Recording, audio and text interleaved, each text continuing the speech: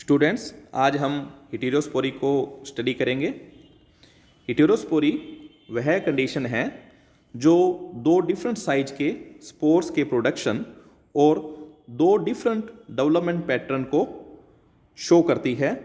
ये जो दो डिफरेंट साइज के स्पोर्स होते हैं, इनमें से एक स्पोर स्मॉल साइज का होता है, वह एक स्पोर लार्जर साइज का होता है। जो स्मॉल साइज का स्पोर होता है उसे हम माइक्रोस्पोर कहते हैं तथा जो लार्ज साइज का स्पोर होता है उसे हम मेगास्पोर कहते हैं। इनके डिफरेंट डेवलपमेंट पैटर्न्स होते हैं, क्योंकि जो माइक्रोस्पोर्स हैं वो जर्मिनेट करके मेल गमीटोफाइट बनाते हैं, जिन पर मेल रिप्रोडक्टिव ऑर्गन एंथ्रेडिया प्रेजेंट होता है, जबकि मेगास्पोर जर्मिनेट करके फीमेल गमीटोफाइट बनाते हैं, जिन पर फीमेल रिप्रोडक्टिव ऑर्गन आर्चिगोनिया पाया जाता है। ये जो दोनों प्रकार के स्पोर्स हैं, दो डिफरेंट प्रकार की स्पोरेंजिया में बनते हैं। माइक्रोस्पोर्स माइक्रोस्पोरेंजिया में बनते हैं, मेगास्पोर मेगास्पोरेंजियम में बनते हैं। माइक्रोस्पोर्स जो है वे मेगास्पोर की तुलना में स्मॉल साइज के होते हैं और लार्ज नंबर में बनते हैं, जबकि मेगास्पोर माइक्रोस्पोर की तुलना में लार्जर साइज के होते हैं और कम संख्या में बनते हैं। मेगास्पोर का जो लार्ज साइज है, यह इनको ज़्यादा न्यूट्रिएंट्स उपलब्ध होने के कारण होता है, क्योंकि ये पर मेगास्पोरेंजियम में कम नंबर में बनते हैं, इसलिए इनको अधिक न्यूट्रिशन उपलब्ध हो पाता है। जो मेगास्पोर का नंबर है उसमें रिडक्शन या तो स्पोर मदर सेल्स की नंबर में रिडक्शन होने के कारण या डेवलपिंग स्पोर्स के डिसइंटीग्रेट होने के कारण होता है। इम्पोर्टेंस ऑफ हेटेरोस्पोरी, जो हेटेरोस्पोरी का प्लांट्स में जो इम्पोर्टेंट एस्पेक्ट है वह यह है कि यह प्लांट्स में सेक्स डिटरमिनिंग प्रोसेस को एक्सप्रेस करता है। हेटेरोस्पोरी जो है, इसके कारण जो प्लांट्स में जो सेक्स डिटरमिनिंग कैपेसिटी है, यह गैमेटोफाइट से स्पोरोफाइट पर ट्रांसफ़र हो जाती है। जो होमोस्पोरस प्लांट्स होते हैं उनमें जो सेक्स डिटरमिनेंट्स होते हैं वे अपना इफ़ेक्ट्स गैमेटोफाइट्स पर दिखाते हैं जब एंथ्रेडिया और आर्चिगोनिया की फॉर्मेशन होती है, जबकि हेटेरोस्पोरस प्लांट्स में जो सेक्स डिटरमिनेंट्स होते हैं वे अपना इफ़ेक्ट स्पोरोजेनेसिस के दौरान ही शो कर देते हैं। जैसे स्लेजिनेला में जो दोनों प्रकार की स्पोरेंजिया है, माइक्रोस्पोरेंजिया और मेगास्पोरेंजिया, इनका जो इनिशियल डेवलपमेंट है वह सेम होता है स्पोर मदर सेल की फॉर्मेशन तक। इसके पश्चात डिफरेंस स्टार्ट होता है। माइक्रोस्पोरेंजिया में तो सभी जो स्पोर मदर सेल्स होती है वो फंक्शनल होती है और माइक्रोस्पोर प्रोड्यूस करती है, जबकि मेगास्पोरेंजियम में एक या कुछ ही स्पोर मदर सेल्स फंक्शनल होती है और वो मेगास्पोर को प्रोड्यूस करती है। हेटेरोस्पोरी का जो इम्पोर्टेंट इवोल्यूशनरी डेवलपमेंट में यह इफ़ेक्ट है कि इससे सीड हैबिट डेवलप होती है। ओरिजिन ऑफ हेटेरोस्पोरी, हेटेरोस्पोरी के ओरिजिन को बेटर डिस्कस करने के लिए हम जो पैलियोबोटनी के एविडेंस हैं, डेवलपमेंट स्टडीज़ के एविडेंस हैं और एक्सपेरिमेंटल जो रिजल्ट्स हैं उनको हम कंसीडर करते हैं। सबसे पहले हम एविडेंस फ्रॉम पैलियोबोटनी को स्टडी करते हैं। जो अवेलेबल फॉसिल रिकॉर्ड्स हैं वो ये शो करते हैं कि जो मेजर प्लांट्स ग्रुप हैं उनमें हेटेरोस्पोरी बहुत अर्ली टाइम से ही पाई जा रही है और लाइकोप्सिडा, सफिनोप्सिडा, टेरोप्सिडा जो ग्रुप्स हैं इनमें बहुत सारे फॉसिल्स हेटेरोस्पोरस जेनरा प्रेजेंट थे और इन अर्लियर प्लांट्स में जो हेटेरोस्पोरी थी कुछ में स्पष्ट नहीं थी, जबकि कुछ में हेटेरोस्पोरी वेल डेवलप्ड थी। और इन प्लांट्स में, इन अर्ली लैंड प्लांट्स में जो हेटेरोस्पोरी की जो वेरियस ग्रेड है, उससे हमें हेटेरोस्पोरी के ओरिजिन को समझने में हेल्प मिलती है। विलियमसन और स्कॉट ने क्लेमोस्टाइकस, जो सफिनोप्सिडा से रिलेटेड है, कि 2 स्पीसीज को डिस्क्राइब किया। ये स्पीसीज हैं कैलेमोस्टाइकस बैनियाना और कैलेमोस्टाइकस कैशियाना। जो कैलेमोस्टाइकस बैनियाना जो स्पीसीज है, यह होमोस्पोरस है और इसकी स्पोरेंजिया में कुछ अनइक्वल साइज के स्पोर्स भी मिलते थे, जबकि जो कैलेमोस्टाइकस कैशियाना है, इसमें डिस्टिंक्ट हेटेरोस्पोरी पाई जाती थी और इसमें जो माइक्रोस्पोर्स और मेगास्पोर्स हैं वो सेपरेट स्पोरेंजिया में बनते थे। मेगास्पोरेंजियम में कुछ स्मॉल अबॉर्टेड स्पोर्स भी मिले हैं। यह शो करता है कि इन स्पोर्स के अबॉर्शन के कारण ही दूसरे स्पोर्स का साइज जो है वो लार्ज हुआ है और स्पोर्स का नंबर कम हुआ है। जो थोड़े साइंटिस्ट थे, इन्होंने सफिनोफिलम डाउसोनी, जो सफिनोप्सिडा से ही रिलेटेड है, को डिस्क्राइब किया और जो कि एक होमोस्पोरस स्पीसीज थी। थोड़े ने पाया कि इसकी कुछ स्पोरेंजिया में जो स्पोर का अबॉर्शन हो जाता है और जो रिमेनिंग स्पोर्स होते हैं वो साइज में लार्जर हो जाते हैं।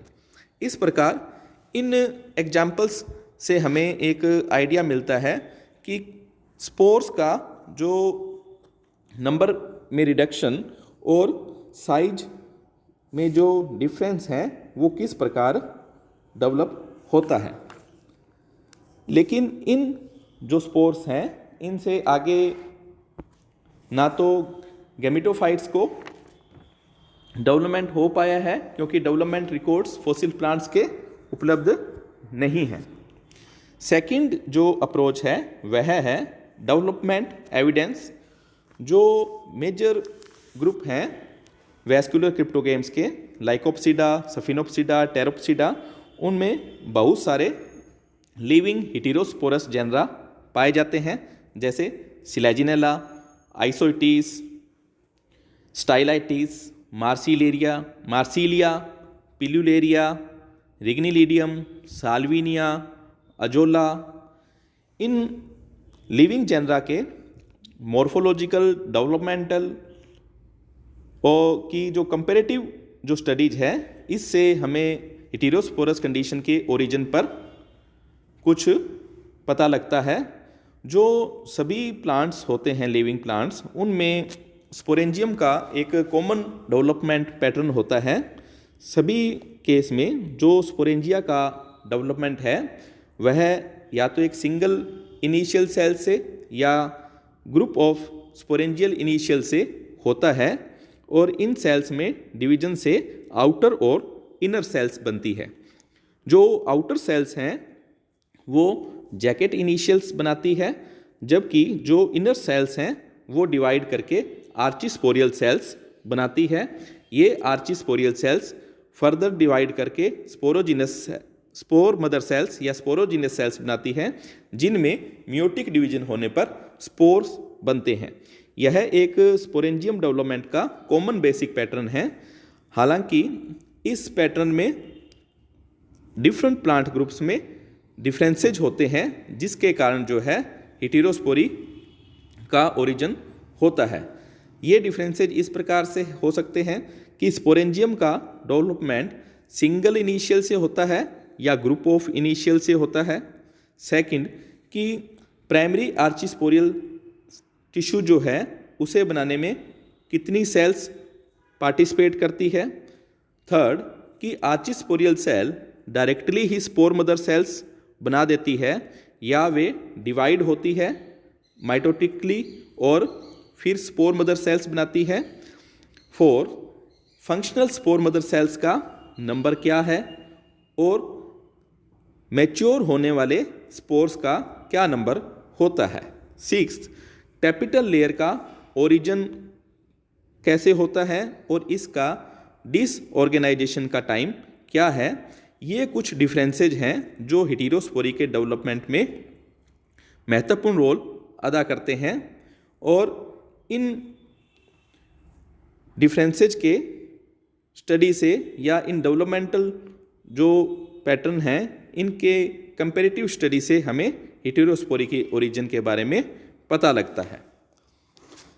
थर्ड प्रकार के जो एविडेंसेज हैं वो एक्सपेरिमेंटल एविडेंसेज हैं, और ओरिजिन ऑफ हेटेरोस्पोरी की प्रॉब्लम को सॉल्व करने के लिए बहुत कम ही एक्सपेरिमेंटल स्टडीज की गई हैं, और ये सभी जो स्टडीज जो है इस बेस पर की गई है कि ये जो स्पोर के साइज में जो डिफरेंस होता है यह कुछ स्पोर्स के अबॉर्शन के कारण हो जाता है, जिससे जो रिमेनिंग फंक्शनल स्पोर्स है उनको ग्रेटर न्यूट्रिशन मिलता है। शटक ने मार्सिलिया पर बहुत सारे एक्सपेरिमेंट को कंडक्ट किया और स्पोर साइज पर न्यूट्रिशन के इफ़ेक्ट को स्टडी किया। उन्होंने जो प्लांट्स को वेरिएबल कंडीशन, लाइट, टेम्परेचर और न्यूट्रिशन की वेरिएबल कंडीशन में ग्रो करके स्पोर साइज में वेरिएशन को प्राप्त किया, उन्होंने पाया कि जब प्लांट्स को फेवरेबल कंडीशंस में ग्रो करते हैं तो माइक्रोस्पोरेंजियम में बहुत सारे अबॉर्टेड माइक्रोस्पोर्स मिलते हैं, और जो फंक्शनल स्पोर्स होते हैं वो साइज में इनलार्ज्ड हो जाते हैं। और जब प्लांट्स को अनफेवरेबल कंडीशंस में ग्रो करते हैं तो मेगास्पोरेंजियम में बहुत सारे अधिक संख्या में स्मॉल स्पोर्स जो हैं बनते हैं।